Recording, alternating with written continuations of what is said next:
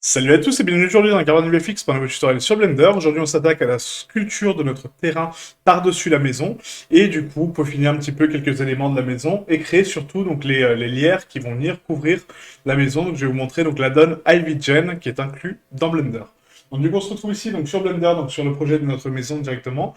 Donc j'ai juste agrandir mon interface parce que du coup je me suis rendu compte que je n'avais pas la bonne interface la dernière fois. Parce que je n'avais pas réglé correctement ça. Voilà, donc on se retrouve sur la scène globale. Et du coup, je vais réduire un petit peu tout ça tranquillement. Hop, voilà. Et voilà, nickel. Voilà, donc là, c'est ce qu'on avait construit donc la dernière fois, hein, donc la maison avec les petites pierres apparentes, les petites fenêtres, etc. Donc vraiment sympa. Et là, ce qu'on va faire, c'est qu'on va créer donc une structure par-dessus notre maison pour notre terrain. Donc du coup, on va sélectionner ce cube, on va faire un Shift S, curseur vers sélection, Shift A, Mesh, cube, et ce cube-là va nous servir comme couverture de terrain. Donc du coup, on va faire un scale Z, 2, d'accord? Donc on va scale par 2. On va faire un GZ et on va le monter à peu près de 3. Voilà, comme ceci, juste pour laisser un petit espacement au-dessus. Voilà, donc là c'est parfait. On va faire un scale X pour le prolonger au-delà de la maison. Voilà, donc là c'est pas mal. Ouais. On va le reculer, donc GX un tout petit peu vers l'arrière. Et scale Y et on va le prolonger grandement, comme ceci. Voilà, donc là c'est parfait. Maintenant, ce cube, donc j'applique sa rotation, sa taille, son origine vers sa géométrie. On va faire Tab pour le subdiviser, donc CTRL R, on va créer donc 3 coupes. On va créer une coupe centrale également de l'autre côté, comme ceci. Je sélectionne mon mesh en entier, je vais faire W, subdiviser, donc une fois, deux fois, trois fois. Et là, on a notre structure. Cette structure maintenant, en fait, donc j'ai envie de la modifier un petit peu, donc on va passer dans l'outil sculpture. Et là, on va prendre donc le pinceau grab, d'accord? Donc l'outil grab. L'outil grab me permet de déplacer mes vertices donc, de façon à donc, les poser où je souhaite, d'accord? Donc là, on va dépasser un petit peu la maison. Rappelez-vous qu'on cache les bordures, mais uniquement les bordures, d'accord? Donc on essaie de sculpter un petit peu notre terrain par-dessus la maison pour la cacher. Voilà. Hop, là pareil. On va tirer un peu sur la géométrie, on la redescend. Et le but, c'est de la... Comment? De la de la fondre dans la masse un petit peu hein, du terrain, vous voyez. Donc en fait, n'hésitez pas à faire des dénivelés comme ça, vraiment pour se joindre à la structure de du terrain, tout simplement. Et du coup, créer des jolies jonctions comme ça. Voilà, d'accord. Ne faites pas des arrêts de droite. Donc là, on a notre structure, donc là, c'est pas mal. Là, pareil, de l'autre côté, on va faire la même chose. Donc on va descendre un peu. Voilà, donc n'hésitez pas à dépasser. De toute façon, la caméra cible uniquement ce qu'on souhaite. Donc on peut se permettre de dépasser un petit peu hein, au niveau des bordures. Il n'y a pas de souci, quoi. Voilà. Donc là, j'ai des vertex donc étirés, donc du coup, il faut que je recalcule mon mesh pour pouvoir le lisser parfaitement. Donc on va lisser un petit peu les coins avec Shift, clic, gauche, d'accord? Pour lisser un petit peu la structure. Voilà, donc on lisse un peu les coins, tac, tac, tac. Donc là, c'est pas mal. On lisse un peu les contours, là aussi, là aussi. Hop, voilà. Et là, on va recalculer mon mesh. Donc là, pour le recalculer, on va essayer de nous en remesh. On prend la pipette, on sélectionne donc une partie qui est pas trop influencée par l'étirement, d'accord? Donc là, comme là. Ça nous donne donc une valeur de remesh à 0.4, donc on va taper 0.4 en totalité, et on va cliquer sur remesh. Là, ça me recalcule donc tout mon mesh proprement.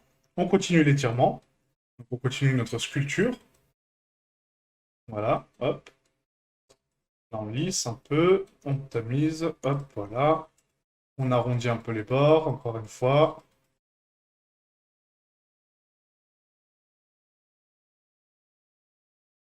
Voilà, donc là, c'est pas trop mal. Maintenant, ce qu'on va faire pour tirer la géométrie vers nous, donc ici, on va activer donc le Clay Stripes, qui est ici. On va réduire donc le cercle d'influence avec F, donc pour fermer le cercle d'influence et du coup sculpter vraiment le contour, vous voyez. Voilà. Et là, on va lisser un petit peu les parties ici, voilà, comme ceci, pour les cacher. Hop, voilà.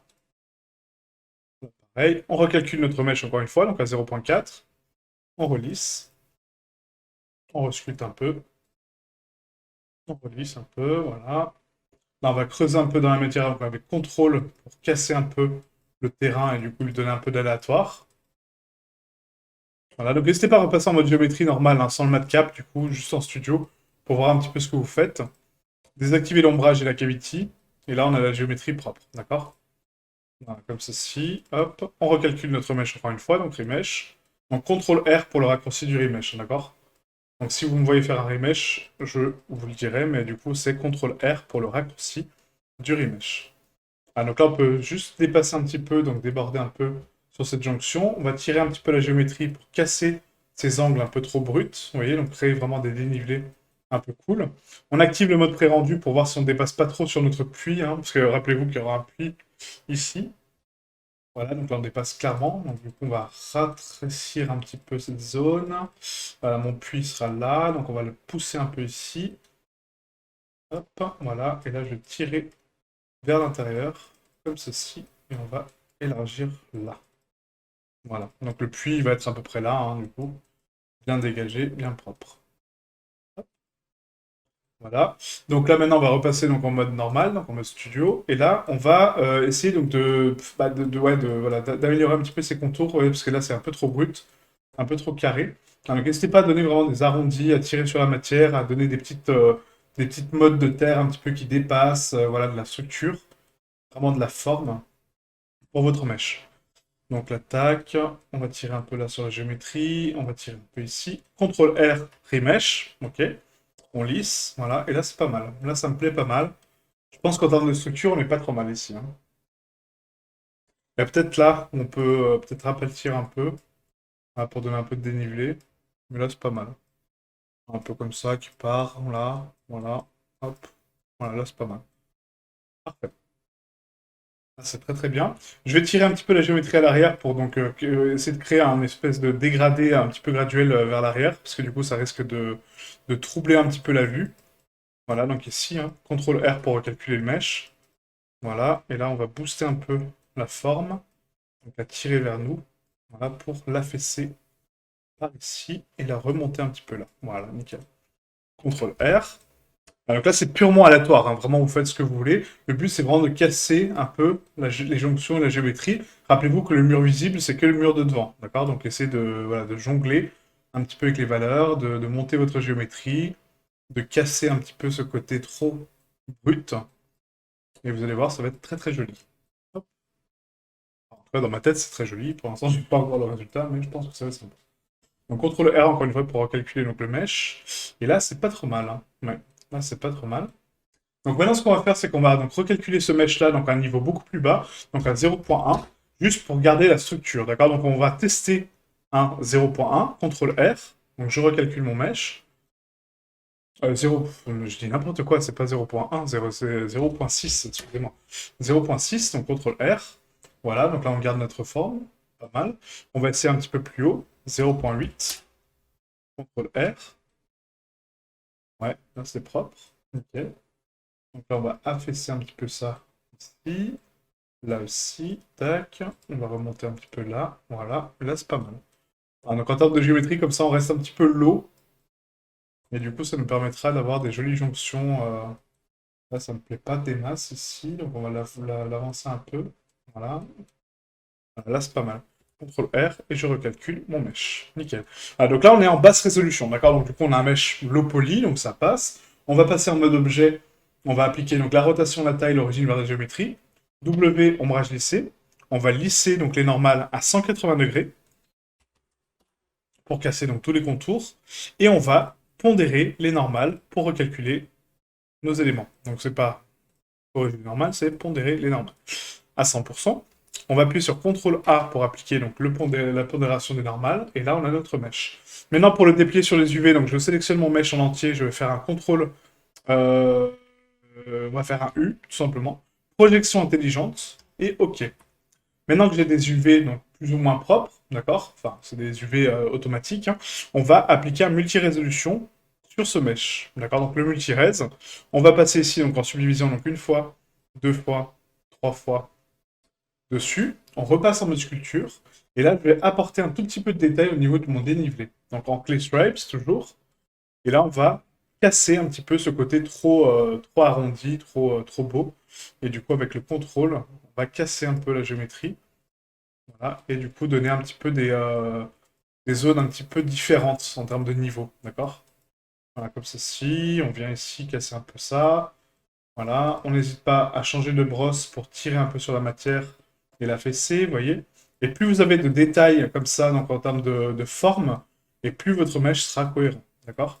En sachant que là c'est juste une subdivision, hein, donc du coup le mesh reste cohérent par rapport à sa structure.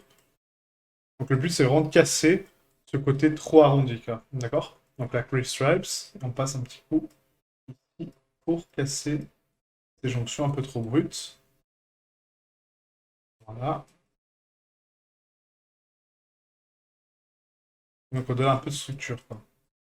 Vous passez juste des petits coups de brosse un petit peu aléatoires, hein. Toujours dans le même sens, hein, n'oubliez pas. Voilà, on adoucit un peu, hop, on casse un peu la géométrie, tac tac tac. Je vais donner un gros contour ici. On va créer un dénivelé ici, donc on a bien arrondi là. La mode de terre qui passe ici. La fenêtre, on la dégage un peu, hein, bien sûr. Voilà. Donc là, c'est purement aléatoire, hein. Vraiment, là, c'est à vous de construire un petit peu votre terrain. Imaginez la forme. Dans la texture, je sais que c'est compliqué, hein, d'imaginer un petit peu la forme, mais voilà, essayez de faire au mieux. Vraiment pour avoir quelque chose de propre. Voilà, hop.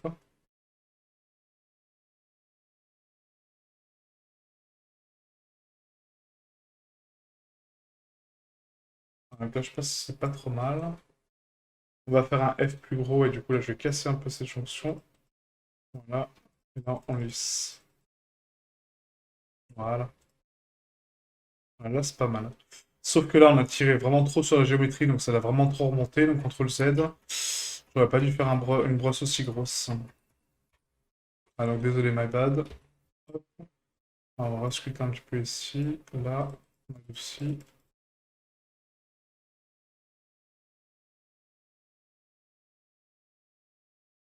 En fait, le radius en fait, d'influence, il est aussi positif que négatif, d'accord? Donc du coup, faites attention à ça, parce que du coup, bah, ça risque de casser vraiment votre géométrie pas mal. Voilà, donc là, on a un peu, vous voyez, un peu donné de relief, un peu dénivelé, donc c'est pas mal. Du coup, ce qu'on peut faire, c'est éventuellement avec le grab, tirer de cette jonction qui me plaît pas du tout encore, hein.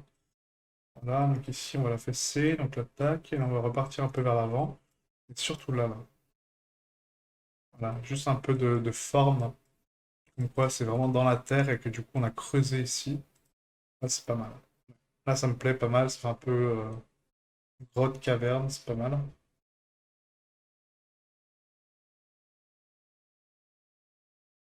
Voilà, donc là, c'est nickel.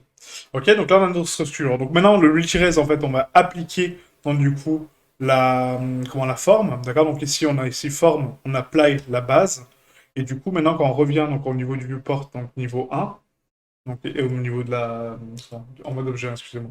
Donc en mode objet, on a la forme qui reste, d'accord? Donc là, on va essayer d'augmenter un petit peu les subdives. Là, à 2, comme ça, on garde donc la forme de structure. À 3, on garde un peu de détail. On peut passer à 2, hein. À 2, c'est pas mal. Voilà, 2, c'est pas mal. Et on applique donc la base.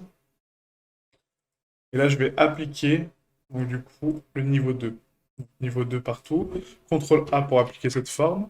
Et là, quand je retourne sur mes UV, en fait, ça les a juste subdivisés, d'accord? Donc là, c'est parfait. Donc maintenant qu'on a ce mesh-là, donc du coup, on va l'exporter à part. Donc on va créer un nouveau matériel qui va être donc M-terrain extension, d'accord? Donc extension. Voilà. Et là, on a notre matériel propre. Donc pour la maison, maintenant, on va créer donc nos vignes. On va créer également une petite poignée pour la porte. Donc là, ça va être très rapide. On va faire un Shift S, curseur vers sélection. Shift A, mesh. On va créer donc un petit cylindre. Un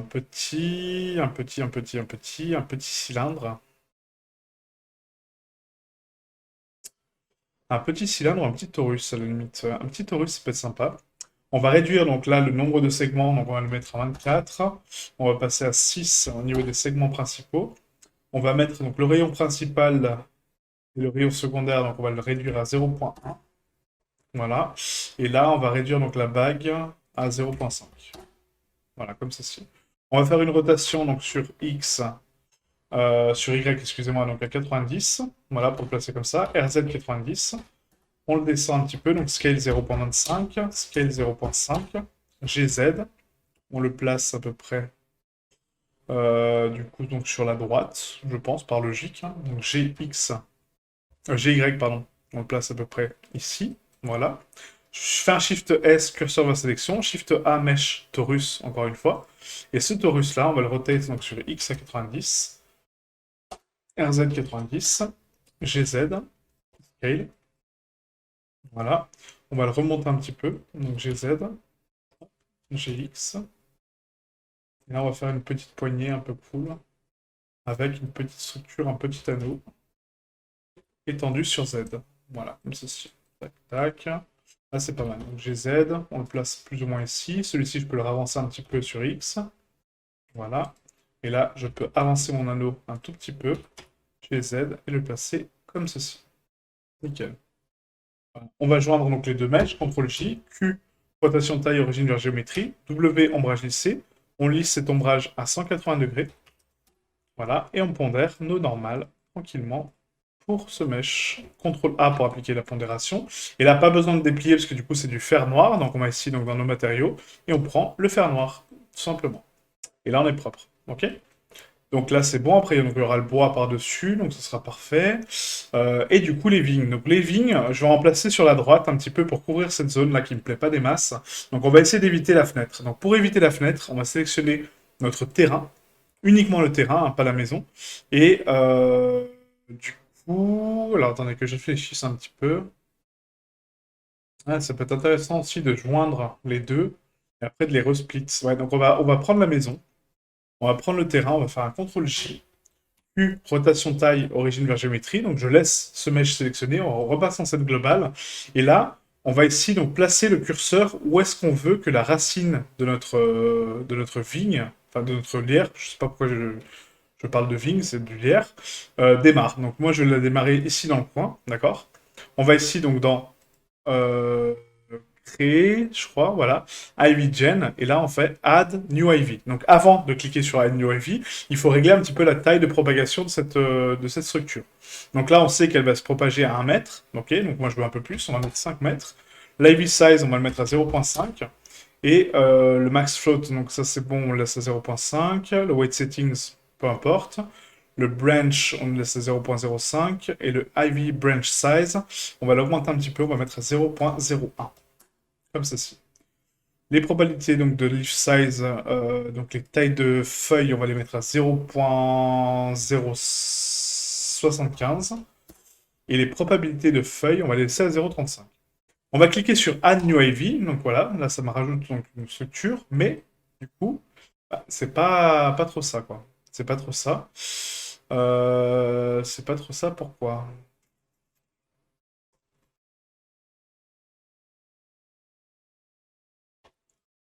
Hop. Voilà, donc là on va, je pense, augmenter la taille à 15 mètres peut-être. Et là, si je clique Add New Ivy, en fait, ça me rajoute juste une petite structure. Donc là, ça ne va pas. Ça ne va pas du tout. Ce qu'on peut faire éventuellement,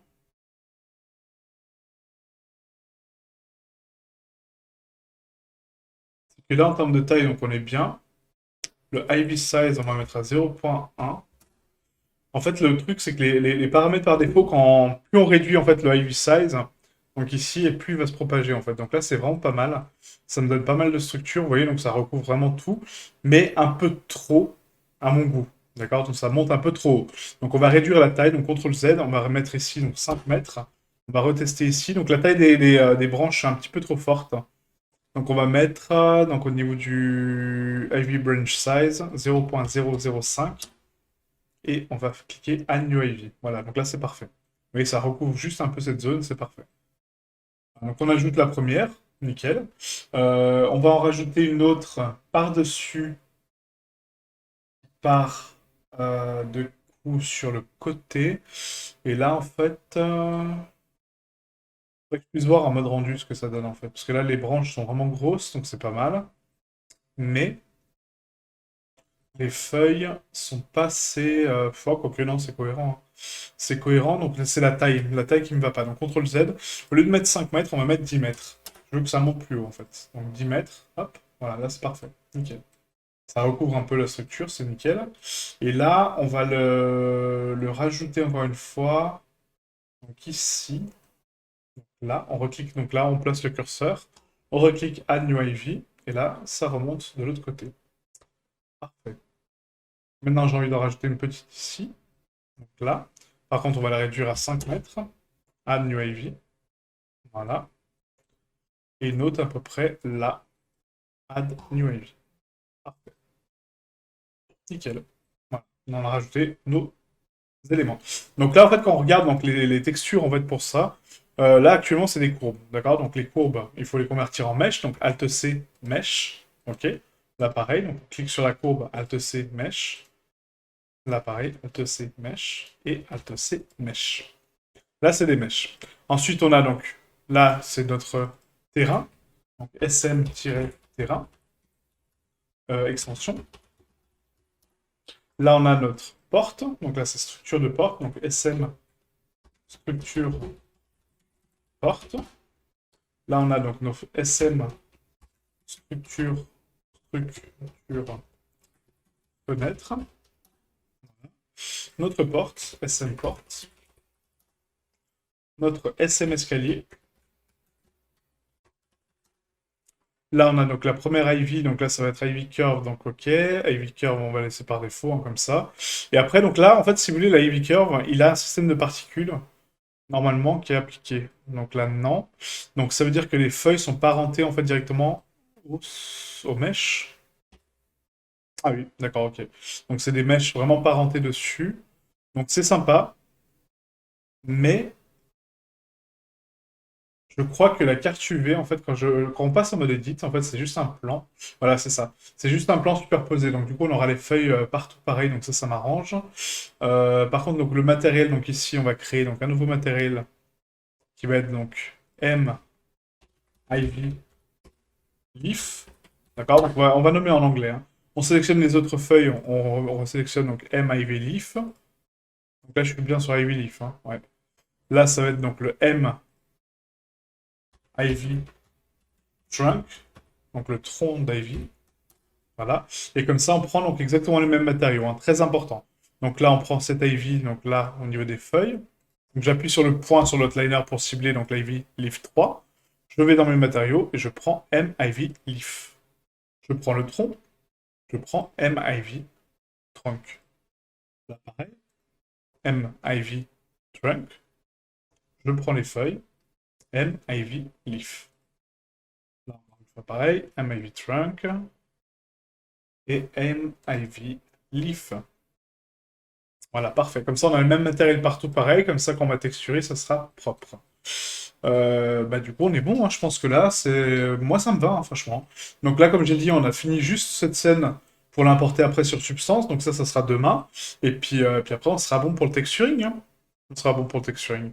Donc là, pour les feuilles, en fait, ça, on va les texturer directement sur Unreal. Ça sert à rien de les texturer sur Substance. Parce que je vais importer mes feuilles de lierre et du coup les mettre dessus.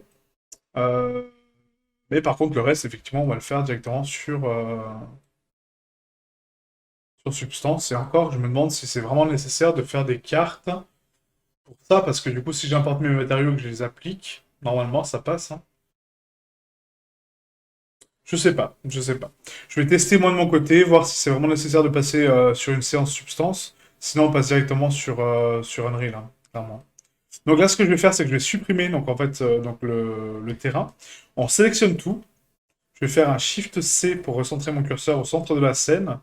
Et donc là, le but, c'est de faire un Q, rotation taille globale, origine vers géométrie. D'accord? Donc très important de recalculer l'origine de tous les mèches. Là, on est bon. J'ai un petit défaut ici donc ouais, de lissage. Donc là, je sélectionne ça et je fais un petit shift pour lisser ça, parce que là, c'est dégueulasse. Là aussi, d'ailleurs. Là aussi. Alors, n'hésitez pas à repasser un petit coup sur la géométrie, hein. Quand vous voyez des bugs comme ça, c'est vraiment trop violent. Comment faire quelque chose, hein. En sachant que là, la maison, elle est vraiment jointe à l'autre. Donc là, c'est bon. Donc là, ce qu'on va faire, c'est qu'on repasse en mode objet. Je sélectionne donc Tab, donc uniquement le terrain, excusez-moi. Donc Tab, on sélectionne donc uniquement le terrain avec la maison. L pour sélectionner la maison. P pour la séparer par sélection. D'accord? Donc je la remets en tant que mèche seule. On sélectionne donc le M terrain extension sur la maison. Donc il reste que le M bure brique. Je revérifie mes UV pour voir si ça n'a pas été modifié. Normalement, non. Non, c'est bon, parfait. Ou même terrain, normalement, n'a pas bougé non plus. Parfait. Donc là, on supprime les M mur briques, M terrain. Là, j'ai bien Ivy Leaf tronc, les fenêtres, donc roche fenêtre. La fenêtre en soi, ok. La porte, le petit truc de porte, l'encadrement, les escaliers et le mur en briques. Parfait.